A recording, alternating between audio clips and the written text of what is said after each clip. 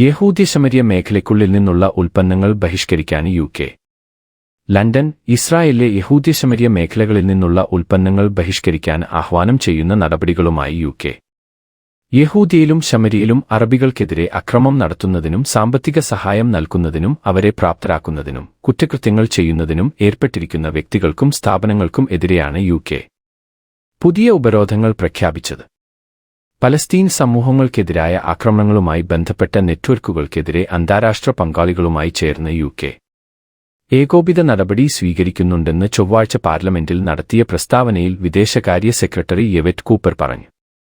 Canada, France, Norway എന്നീ രാജ്യങ്ങൾക്കൊപ്പം UK 6 സ്ഥാപനങ്ങൾക്കും ഒരു വ്യക്തിക്കും എതിരെ ഉപരോധം ഏർപ്പെടുത്തിയിട്ടുണ്ട്.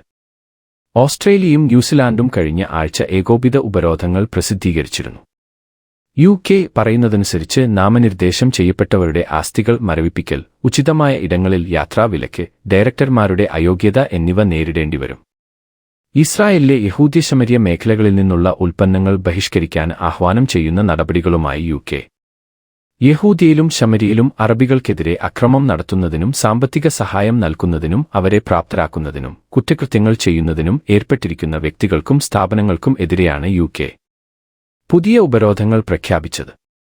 പലസ്തീൻ സമൂഹങ്ങൾക്കെതിരായ ആക്രമണങ്ങളുമായി ബന്ധപ്പെട്ട നെറ്റ്വർക്കുകൾക്കെതിരെ അന്താരാഷ്ട്ര പങ്കാളികളുമായി ചേർന്ന് യുകെ ഏകോപിത നടപടി സ്വീകരിക്കുന്നുണ്ടെന്ന് ചൊവ്വാഴ്ച പാർലമെന്റിൽ നടത്തിയ പ്രസ്താവനയിൽ വിദേശകാര്യ സെക്രട്ടറി യെവറ്റ് കൂപ്പർ പറഞ്ഞു.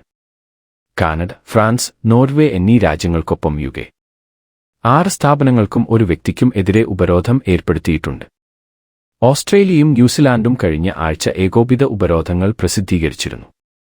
യുകെ പറയുന്നതനുസരിച്ച് നാമനിർദ്ദേശം ചെയ്യപ്പെട്ടവരുടെ ആസ്തികൾ മരവിപ്പിക്കൽ, ഉചിതമായ ഇടങ്ങളിൽ യാത്രാവിലക്ക്, ഡയറക്ടർമാരുടെ അയോഗ്യത എന്നിവ നേരിടേണ്ടിവരും.